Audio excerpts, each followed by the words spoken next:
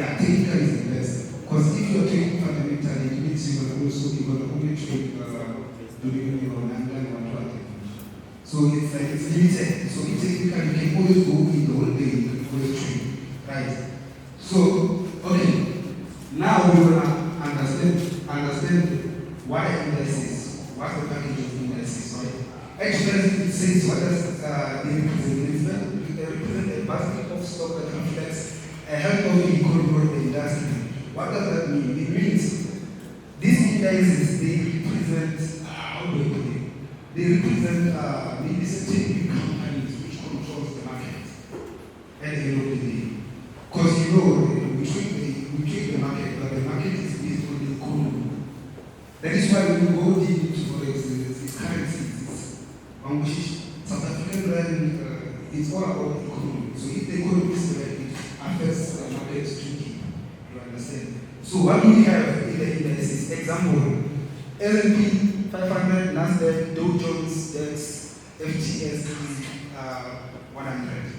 So here, mostly, you know, we move focus on Nasdaq, right? We know Nasdaq has like 100 companies, right? But it's not even 100, it's 100 who's going to benefit? Alright, that guy said, when Donald Trump adds more jobs, it's positive, right? It's positive, right? About 500 jobs they've added. So if you trade USD,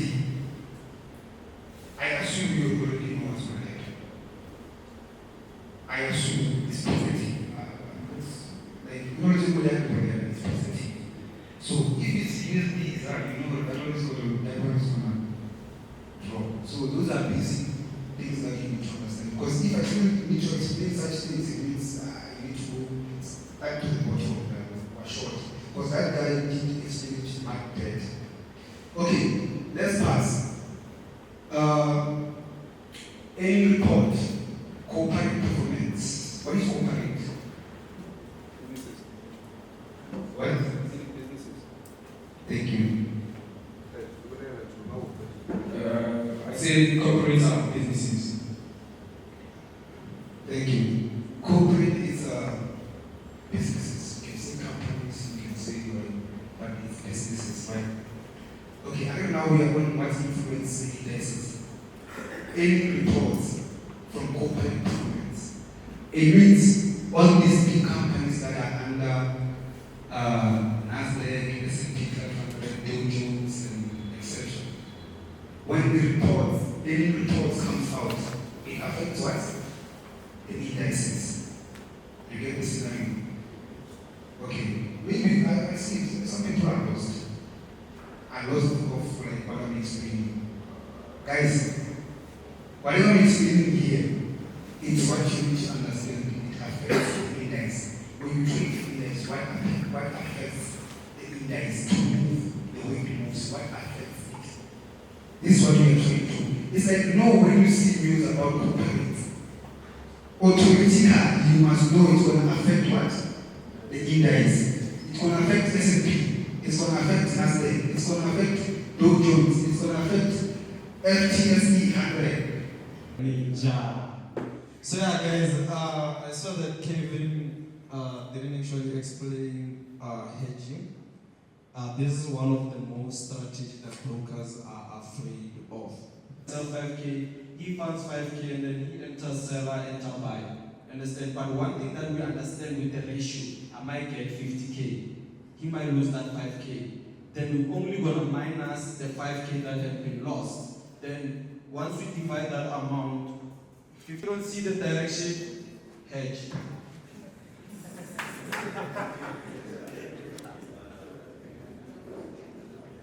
Coins are just all alpha coins, you know. My first investment of crypto was on Dogecoin. So I actually taught a student how to trade Forex, and he told me that he's into Dogecoin. And then I asked him who invested in Dogecoin, who's the biggest person on Dogecoin that invested. He says Elon Musk. So then I did understand that it means this one is going to give cash. I just put 45K on Dogecoin, and I did explain to my group, and I said, and I wish if I could enter the WhatsApp and just show you when I started investing, I'd be like, guys, don't sell the chill, don't sell the chill. It took me like 2 months, the next thing, the 45K, it changed to 250K, understand? So those ones are just Dogecoins, and any crypto, guys, when it comes to crypto, you just have to back the value of the crypto. So that one we call it the buy and hold strategy. So if you want to trade them, you trade them in the futures. So in the futures, you use Bybit or Binance, go to the futures, you trade them. They can blow account very fast. They are more stronger than indices, understand? So that one will be good for technical. But at the end of the day, guys, it's futures and Binance and essence. So did I answer the question? Yeah. So there's no more difference. All of them, like, it depends what is it that you want to use. Understand? I prefer technical. I'd rather go in whatever from SMC and ICT. But one thing that I realized, they do have a trend. For more, some of the things, guys, I'm gonna just send you guys in the group. Like, if you want to know where you can trade crypto, and I wish someone could just like keep trading Forex and indices, metal. Just go for crypto, go to the field. You've been losing on Forex. You've been losing on indices, some of you guys. You've been trying, you've been failing. That's not the end of the day. Just go for the futures and see if you can back something. Maybe your strategy might not work there, but it will work in the futures. And I believe that in the futures it works because the futures, first thing first, one of the nicest things, we don't have spread. So there's no ask price, and there's not, once you enter your market, they put you at the market execution. You understand? There's no swap. You can hold your trade 90 days. You trade Monday to Sunday. On a support, it reverses on the support. And the zone, there's no manipulation. Nobody controls. There's no market maker. It's only blockchain. So that's something that you can try. So scalping, futures, swinging is buy and hold, which is you just buy an asset. And then a long-term investment as well. Just buy an asset, understand? So now I'm going to jump into another topic, guys. And then don't worry, I know a lot of you guys want to see the chart. We're going to get to the chart as soon as possible, understand? Now we're just trying to make you guys understand the market in overall, understand? So here, guys, we're going to talk about technical versus fundamental. So when I say versus, doesn't mean that I don't show you fundamental. I'm trying to make you guys understand. I had a question from this group there when he was asking Kevin that what do we really see in order for us to consider the direction of fundamental? That was the question, right? Yeah. And then the other question you said what? What was the other question? What are you going to do? Reverse rate. It's where you're going to lose all the capital because of one F4K. And F4K, like you had in there, but because of you lost it, money trying again, you end up losing all the capital, and which is your psychology is broken, and there's no going back. And you'll be saying, I don't trade anymore, and maybe I'm giving the wrong signals, and I'm not giving the wrong signals as you, and your psychology is broken. Nothing I can do if psychology is broken. Greedy and patient. Like I said, like you can say you want like 5K, you didn't say it's 1K, then when you enter, then you see 2K. You don't want 2K, you want 20K or 10K. You're greedy, bro. Like I remember like someone that was telling me like I'm greedy because I didn't close that 50K last 6 or 5. I was broken, I was hit. Understand? So I didn't close because I was waiting for 5 minutes, man. So and that day, it came back and blew my account. And I was waiting for 5 minutes. Like I said, yeah, instead I was green because there was 4K account, and I'm on 8K profit. So I was close because I needed my bag. I couldn't close because the broker couldn't allow me to close because of the terms and the rules and stuff. So patient is when like you know we want to make 20K, but we want to make it one day. That's not possible. Maybe you can just make those days like maybe 2 weeks. That's why maybe you can make 1K or 2K. To 20K, but if I make it one day, there's no way you can make that 20K. You're gonna end up losing all the capital. I don't know where you get the money, but if you're waiting, okay, let's open one trade or 2 trades. 500 bucks. It's not simple to lose 500 on yesterday. It is simple if you do see the direction, but if you do see the direction, it's not gonna be simple. You understand? let's go to discipline and patience. Discipline, yeah, is one of the things that like you must stick to, because if you don't have discipline, there's no way you're gonna make money. Or even if you make 100K, you're not gonna have it. You're just gonna see it in the board. You don't have it because of the discipline. If you lose 2K, you wanna find 2K, 4K. After 4K, 6K, payday. So there's no way like you can have money. Understand? If you lose 2K today, like you must stop. Say, I'm gonna come back tomorrow and continue. Patient. Like if patient, like the same thing. I don't know how like but the same thing like patient or military case. I said it like you must expect the days, maybe 5 days, or 20K, 2K. Once exposed, which is, you guys know the person. So you can get it on the internet. It's been exposed. They're one of the strategies that I discovered myself, which I called it the gap strategy. So when I seen the fair value gap, I realized that this is the same thing, but in the other ways that I couldn't even see it myself. And I had to go to the internet and search. The more information, guys, it's on the internet. You understand? So here, guys, when we speak about fair value gap, guys, are areas of price imbalance. So I didn't know that the market can actually have an imbalance movement. So when we talk about imbalance, it's like the market, it's not balanced, it has to be balanced. In my point, I used to say the market doesn't make sense for it to buy here. The market has to create something in order for it to buy. Oh, that was imbalanced, you understand? So it's actually an imbalance of the market. So the market can start, you see whatever Bitcoin did in the past 3 months, it was just creating an imbalance movement. It was just buying for no reason. You understand? And then now it's coming back to do what? To balance whatever it was doing. The market can keep on buying. You see gold has a lot of imbalance movement at the recent place. You understand? So it's where the market moves too quickly. You understand? Like we said, it can move like 3 days in a row buying for no reason. It's creating an imbalance market. These gaps often get filled. So when we say it often get filled, guys, it's a must for it to get filled. So when it comes to the people that are using the strategy of fair value gap, I don't understand the reason of knowing that we're going to fill the gap. Why don't you enter the sell? Let's say you want to buy at the fair value gap. You know the market has to go and fill the gap. Why don't you enter the sell and fill the gap? You understand? So with the fair value gap, guys, it's going to take us time to actually identify and check it. So we're gonna quickly phrase this and then we jump into it, and then so that we can see. Understand? So trading strategy, identifying fair value gap. This gap, okay, providing high probability trade setup. There's a high probability because the gap will now be filled and balanced. Identify fair value gaps on the highest time frame. H1, H4 daily. These are one of my trades where I like identify those kind of fair value gap. Enter on a retracement to the fair value gap zone with confirmation. I like the fact that the strategy might say this, you find that you're respecting it, then we're gonna have a problem then. You don't have to disrespect the strategy, understand? So that's how it is, guys. I don't wanna see you guys disrespecting the strategy. It's very important for us to respect the strategy.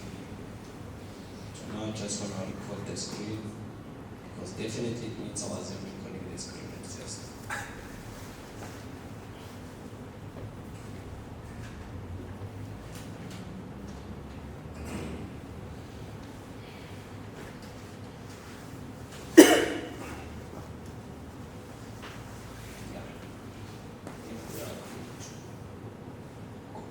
Yeah, so from here, guys, you can see that already obviously now we're going to look for fair value gaps. Please zero by when the market comes back, it has to come back and fill those gaps. You know, when you speak about those gaps, you're speaking about something like this.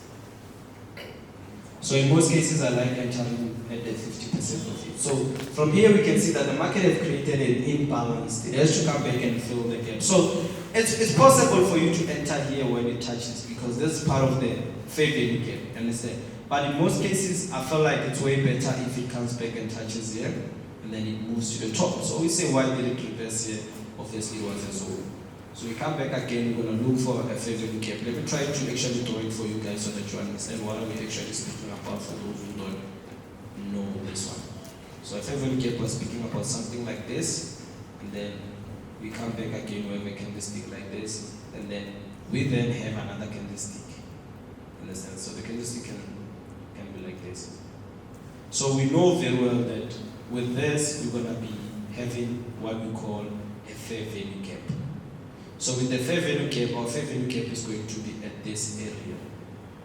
I'm just gonna call it a support or whatever, because in my templates, guys, I don't have something called fair value gap. Whatever I can call it, let me just say call it, so yeah, it's fine.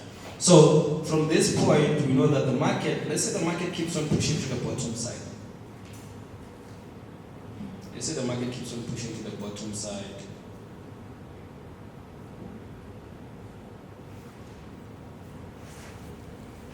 Let me just continue with this one. And then let's say the market keeps on pushing to the bottom side. We know that definitely we're going to enter our sell at this position, which our stop loss there, and then our take profit is going to be at the bottom side. So for me to not create an imbalanced market, I'll just create this peaks and peaks. And then they are. And then from this, we know that the market has to move from this position here, come and fill the gap. So I like entering at the 50% of it. And we know this is our take profit. So the entry point can actually happen here, here, and there as well. So those are the points that can actually happen. So when it comes to a chart, you discover that by actually, let me remove everything, by noting that this here, the market is actually imbalanced. Again, even here, the market is imbalanced. So these are the possibility of the market getting like to sell. At this certain point, the market can come back here and sell at that top side, because this was an imbalance. Or maybe the first one, if I see there's two, I know the first one will get manipulated. It comes back again and pushes to the top side. This one can be the one that gets manipulated. So let's go and check another one. Another imbalance. Come back again. We had an imbalance here.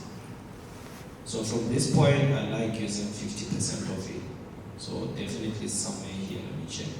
So you can see by this, can show you that the 50% is this one here.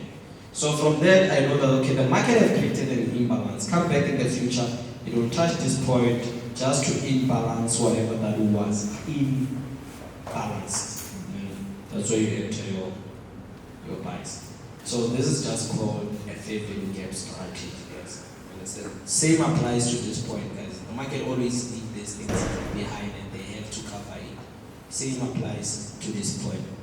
We have a fair value gap here, 50% of it, let me check. Not saying that it only happens on USD, it happens everywhere. Where you see, you apply the strategy, you're gonna see yourself winning. So from this point, you can see we had a fair value gap again here, and it got respected many times, for God's sake, again and again and again. So I'm just gonna put it as one here, and then push it to the top. So you see the market came back for the fair value gap. That's where you actually enter your trades. Even at this point, like I said, we had one. We have many fair value gaps when it comes to the market. The market, once it creates an imbalance, it creates a movement that it has to come back and balance it. And it's either going to come and balance it the hardest way or the easiest way. Like I said, guys, I enter 50% of it. Let me check. There's 50% here. So here, guys, I could have been in a big drawdown and then it came back. Let's say I were to decide to enter again on this side. That's what I'm going to push. So I like, guys, entering it on the 50% of it. I don't want to lie to you guys. So this was just a fair value gap, guys. At a certain point here. If you are afraid for inducement, once it comes back inside, closes inside, whatever moment it had here, it will create it again. It means it got more momentum. Trust me, guys, again, if the market was moving at this certain point, I'm buying again. Why did it create this movement after all time it was failing to create this movement? Now it actually changed the gear. Understand? If here it was driving a Polo, now it's driving an M4. So we're right on the road we go. So that's an inducement, guys. Verse, even if it's at the top, you can really understand now when you speak of inducement. At the same time, there's it here. It break out. Let's see it on H4. I want to see it on H4. You can see here it was just a, we call it a fake out, right? But it's a manipulation. We're gonna use H1 to enter. I already have discovered that. And then this becomes our manipulation. People entered buys here. And then some entered sells here. Most of the people don't enter. You're going to enter sells at this certain point here. So this is your sell at this certain point. So when we speak about the 90% rule, guys, I think most of you guys hear me saying 90%. So the 90% rule is just saying that 10 chances is for you to lose. You have only 10 chances, but you have 90% rule of you winning into the market. So the market moves like this. So now you know it's just an ABCD. I can't repeat that one. Moves like this. Then it moves like this. Then it moves like this. So you can actually start with the touch because it's also a 90% rule. So if we have first, second, third here, we know it has 90% rule chances of it to buy, especially on H4, H1, and daily time frame. We know that we're gonna jumping into the chart as well to see that. And then from here, we know it's gonna buy. So you're gonna enter your buys at this certain point here because this is your 90% rule. Third touch. We only use the diagonal support in the upper trend. On a downtrend, we use the diagonal resistance. I'm gonna just come back here and draw it here as well. Come back again here. Same thing, guys.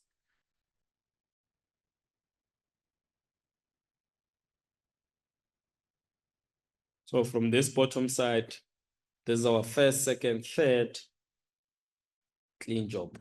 Understand? You're gonna get it on your third touch. For this side, guys, we use the resistance. My mistake. Let me come back again here. We don't use the bottom side. We come back here, we use the resistance to the bottom side. So from here, it can actually reverse on the down bottom there. And then the next thing, it pushes to the top side. So that is the 90% rule. You're going to enter your cells here. So it can still push further more to the downside. So I'm going to remove this one and this one. And then we're going to speak about the 90% rule again. So with this, we understand if the market breaks out the trend here, the market can either reverse here only if it didn't break this, right? Or it can reverse there if it didn't break this. But if it have broken this, then it won't retest there. It will retest because it's a zone. And then the 90% rule says it has to finish the destination of it. So once you reach here, you know you have reached your destination. So you're going to enter here when it breaks out and goes outside, or you're going to enter here once it retests and you go to the bottom side.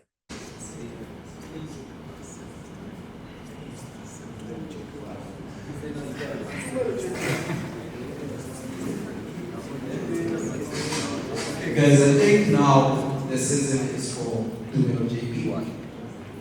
So if you can check Dumelo JPY, you want that. If now I want to enter the trade, I'll call Dumelo and say, okay, what is gold doing? And then you give me a direction that I'm going to benefit. If you can see last guy, I checked, you can say, oh, you got a beautiful trade, took 1,000 to 20K. So the season changes, and if it's your season, we all focus on your season. Okay, say Nasdaq season was like around. When was the season? I said around last September to November. Yeah, that was season of sellers day. Karabo was the most prominent one on most of the season, and then he had this season. Yeah, I think ISO can be in the recent season with Lodi and JPY.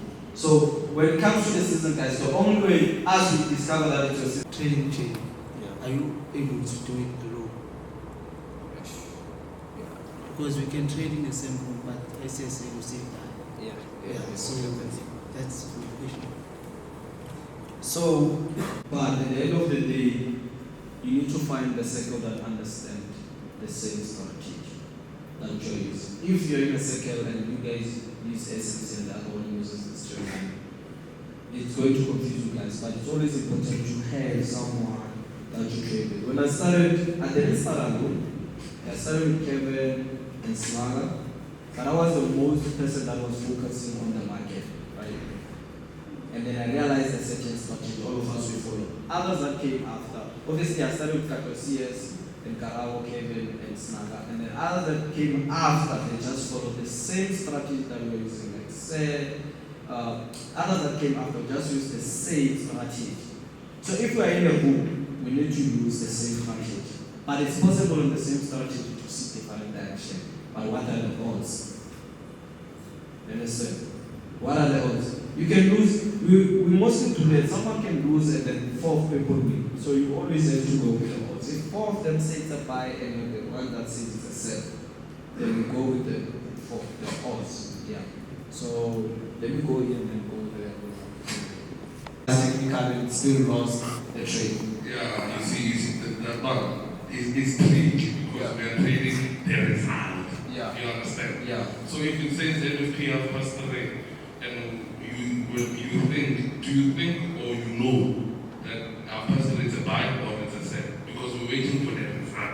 You understand? Oh, for the result. Yeah. Okay, with that one, obviously the result is the actual. That is right there.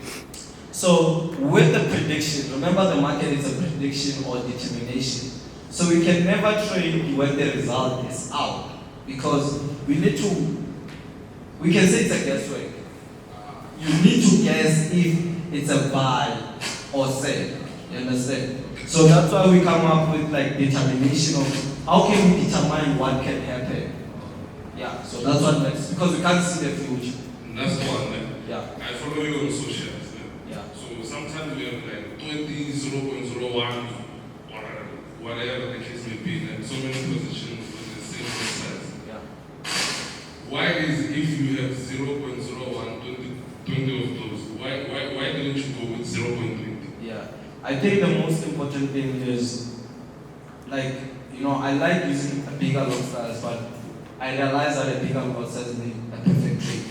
So for you to enter, let's say 0.1 along them, it obviously shows that you didn't enter them at the same time.